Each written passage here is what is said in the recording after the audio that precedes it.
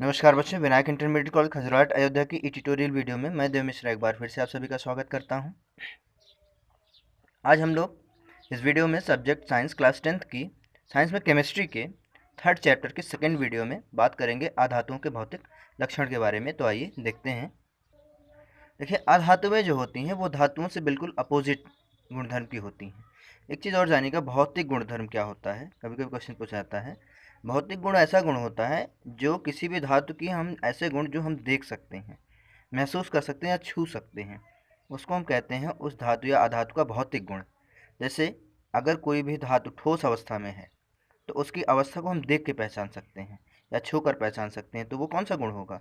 भौतिक। लेकिन अगर कोई धातु है वो ऑक्सीजन से क्रिया करके क्या बना रही है, ये तो हम देख कर नहीं पहचान सकते, वो तो क्रिया करने के बाद ही देखेंगे, इसलिए उसको हम क्या कहते हैं? रासायनिक गुण कहते हैं। तो भौतिक गुण ऐसा गुण होता है जिसको हम देख सकते हैं, छू सकते हैं या महसूस कर सकते हैं।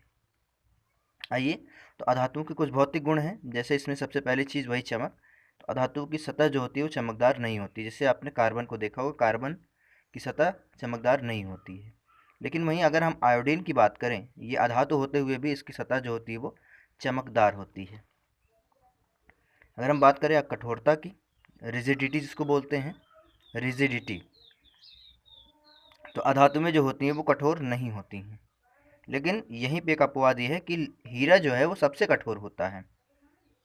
अधातु में जो हैं वो कठोर नहीं होती हैं, लेकिन हीरा सबसे कठोर होता है जो अधातु है। देखिए, हीरा जो है वो अधातु है। क्यों है? क्योंकि आपको पता है कि हीरा जो है कार्बन का अपर रूप है। क्योंकि कार्बन जो है वो खुद अधातु है, इसलिए उसके अपर रूप भी जो होंगे वो अधातु ही होंगे। आपने सुना होगा कार्बन के 3 अपर रूप होते हैं, हीरा होता है, ग्रेफाइट होता है और बकनिस्टन फुलरीन होती है। तो हीरा जो है वो कार्बन का अपर रूप होता है।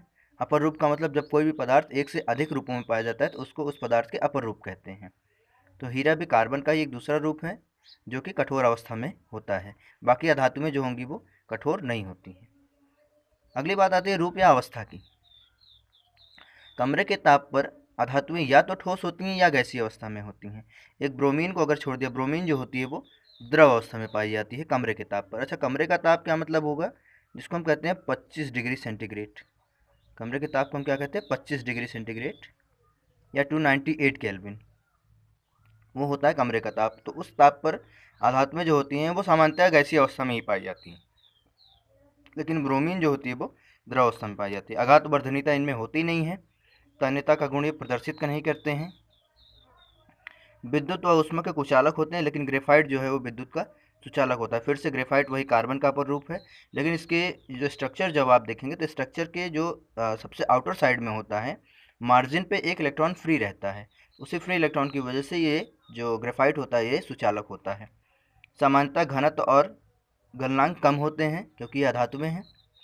इनकी कठोर सतह से टकराने पर इनमें ध्वनि उत्पन्न नहीं होती है और इनके ऑक्साइड जो होते हैं वो अम्लीय प्रवृत्ति के होते हैं, जैसे कार्बन डाइऑक्साइड।